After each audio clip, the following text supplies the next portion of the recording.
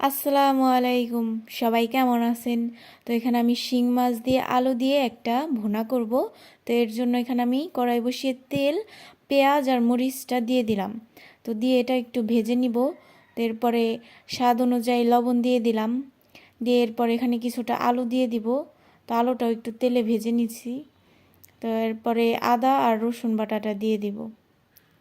তো এরপরে এখানে একটু পরিমাণ মতো পানি দিয়ে মশলাগুলো দিয়ে দিব, হলুদের ফাঁকি আর মরিচ আর ধনিয়ার গুঁড়াটা দিয়ে ভালোভাবে মশলাটা কষিয়ে নিব। এই তো মশলাটা কষানো শেষ। এরপরে আমি এখানে শিং মাছগুলো দিয়ে দিব। শিং মাছগুলো দিয়ে ভালোভাবে মশলার সাথে মিশিয়ে একটু ঢেকে দিব।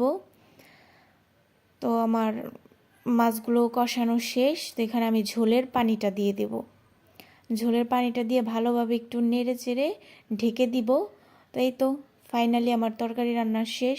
এবার জিরার গুঁড়াটা দিয়ে দিব। সবাই জানাবেন কেমন হয়েছে শিং মাছের ভুনাটা। সবাই ভালো থাকবেন, দোয়া করবেন। আল্লাহ হাফেজ।